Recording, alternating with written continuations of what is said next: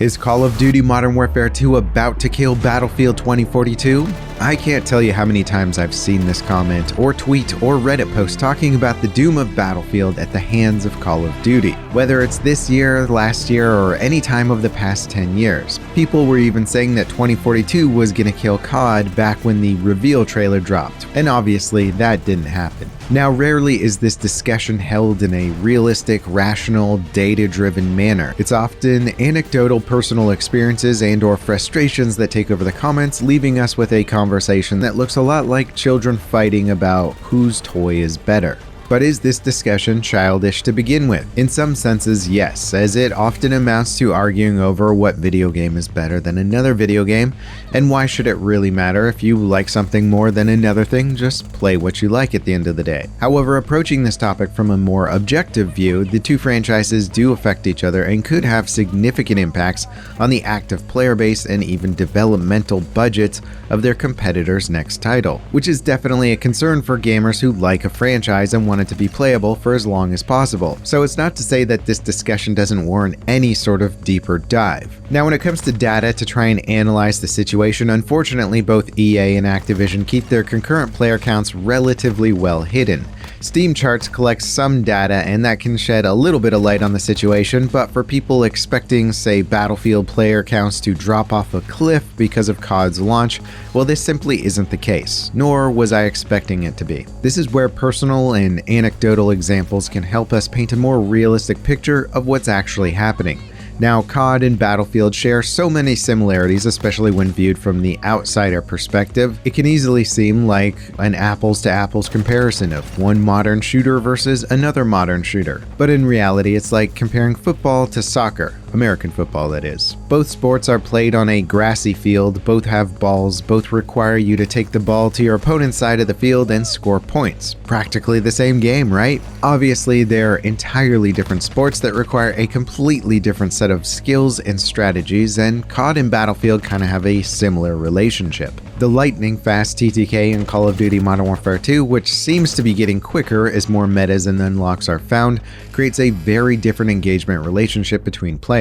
Gunfights are more about who shoots first, versus Battlefield, where there's often an exchange of fire, and the more accurate player usually comes out on top. And that right there is a huge difference in playstyles and preferences. The engagement range in Battlefield is also a lot longer on average, which both reduces the time to kill and increases the odds of multiple people being involved in a firefight. Larger front lines and 5 to 10 player micro battles happen all the time in Battlefield, where it would be a much more rare situation in Modern Warfare 2. And then of course the fact that, especially with 2042, there's very few small game modes, and just about all the servers are focused on 32v32 combat or even larger. And while COD does now offer 32v32 modes, its main focus is the smaller 6v6 modes. Battlefield also has a huge emphasis on vehicle combat, with vehicles in the majority of the modes, unlock trees, and huge skill curves for each vehicle.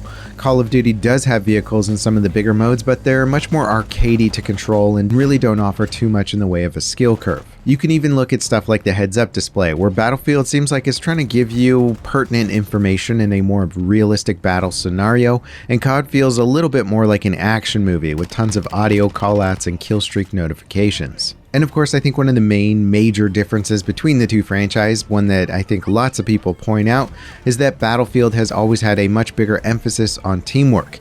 Healing, rearming, reviving, repairing, coordinating gadgets to take down vehicles has always been a big part of Battlefield, where COD is much more focused on the fast-paced, tight-knit infantry combat or even lone wolf playstyles. Battlefield's end-of-round screen puts a big emphasis on your team contributions. It even tried to do away with the scoreboard, which didn't go over so well, but you get the point. The developers want the players to care about their team contributions before their personal contributions. Now, I could certainly continue with this list for a much longer period of time, but really a similar skill set is kind of the biggest thing that the two titles share, and even then there's a lot of nuance that separates the two skill approaches to the game. COD's twitch reaction time versus accuracy over time with Battlefield, intimate map knowledge with Call of Duty versus general movement strategy with Battlefield. These things may feel almost imperceivable to the outsider, but for anyone who plays both franchises regularly, you'll know that there's a significant difference in just how you approach each game. And again, speaking from the anecdotal side of things, players have told me that they've had an absolute blast playing Modern Warfare 2 over the weekend.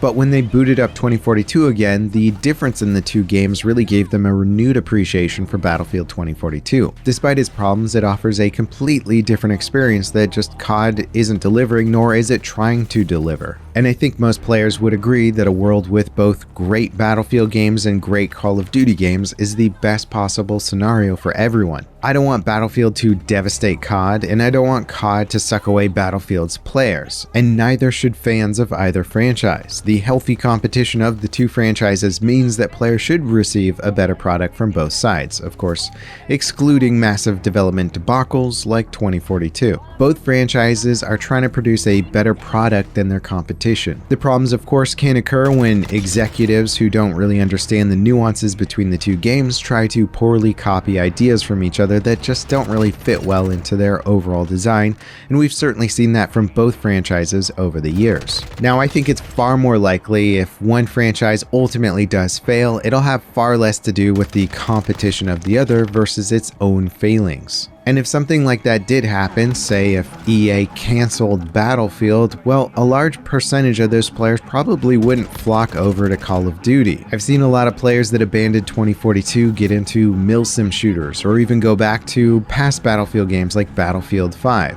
In fact, Battlefield 5 saw a massive player spike during the launch of 2042, and players who really wanted a fun Battlefield experience just went back to the older games or found similar titles with an emphasis on FPS teamwork.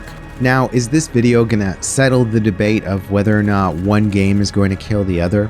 I guarantee that when the next Battlefield, which Vince Zampella is working on, gets revealed, assuming the reveal's good, many of the comments will be how this game is gonna kill COD, which of course will not be true, no matter how good the next Battlefield game is. Perhaps if those people watch this video, then perhaps there would be less comments or discussion about the matter, but who knows? On a personal level, I've really been appreciating Modern Warfare 2 for what it is and the different style that it offers compared to Battlefield. But the massive differences in gameplay usually has me jumping back into the Battlefield servers at the end of the day. It has very little to do with whether or not the latest COD is a great game or a bad game, or whether the current Battlefield is a great Battlefield or a subpar Battlefield, which I think many people would agree it is. I still prefer one style of gameplay over the other, and very little about the polish or additional features from one franchise to the other is going to sway me. That being said, those are my personal opinions. What are your thoughts on the subject? Have there been years where you played a lot more Call of Duty than Battlefield, or a lot more Battlefield than Call of Duty? And if you want to watch a video about an FPS game that's totally different and super interesting, go check out my latest GTFO video. I salute those developers for creating an experience that's truly unique and requires extremely good communication and exploration to survive. Definitely worth a watch, and as always, thank you guys for watching. I'll see you next time. This is Level Cap, signing off.